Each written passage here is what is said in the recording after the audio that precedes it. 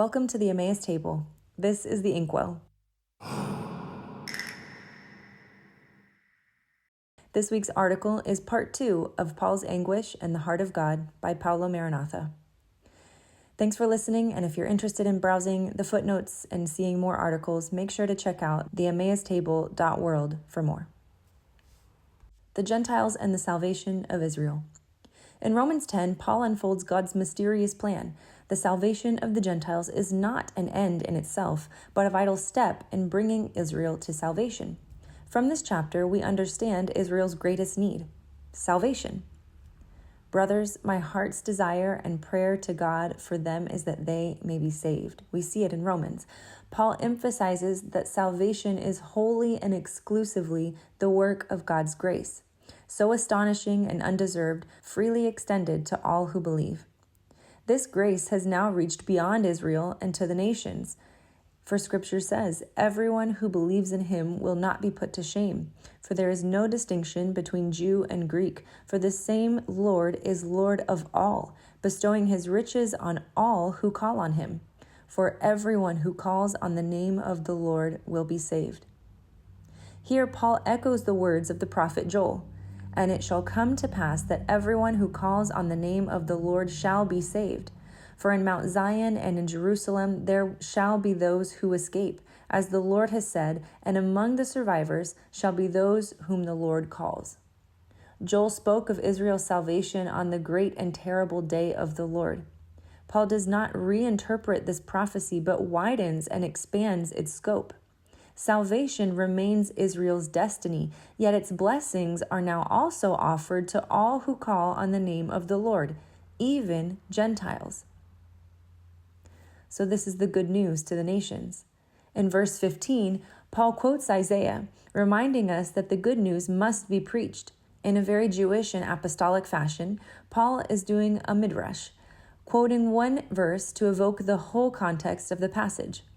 Here, Paul affirms that the proclamation of the gospel is to all the nations, but its ultimate fulfillment will come when Israel hears and believes.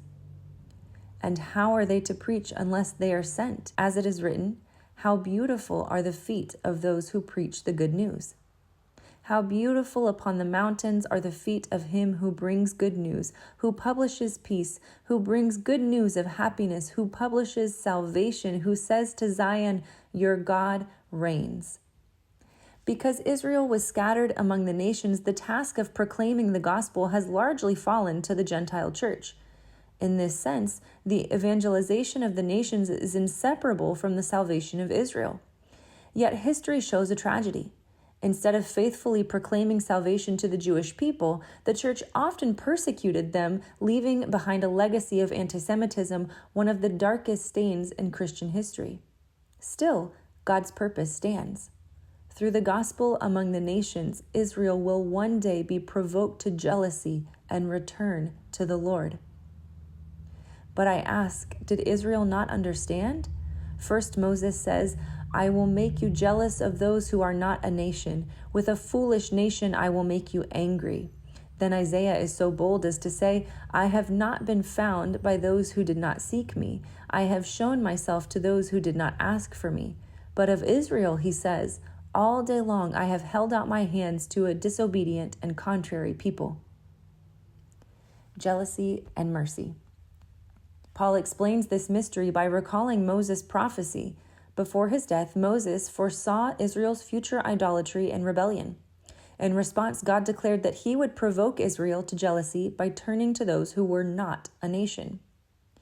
And he said, I will hide my face from them. I will see what their end will be, for they are a perverse generation, children in whom is no faithfulness. They have made me jealous with what is no God. They have provoked me to anger with their idols, so I will make them jealous with those who are no people. I will provoke them to anger with a foolish nation. Paul understood this prophecy as a foretelling of the gospel reaching the Gentiles. Israel's rebellion brought God's judgment, but his response also revealed his relentless mercy. He chose to reveal himself to the nations. What astounding grace! This does not mean that God has abandoned Israel. On the contrary, his covenant remains unbroken. Rather, he has widened its embrace to include all nations. The Gentiles are not called to replace Israel, nor are Jews called to merge into the church. Rather, all nations are invited to join themselves to God through his everlasting covenant with Israel. As Paul later explains in Romans 11, Gentile believers are like wild olive branches grafted into the tree, while Israel, the natural branches, must one day be grafted back into their own tree. The mystery of God's plan. Paul then cites Isaiah to show how God reveals himself even to those who never sought him. Then Isaiah is so bold as to say, "I have been found by those who did not seek me. I have shown myself to those who did not ask for me."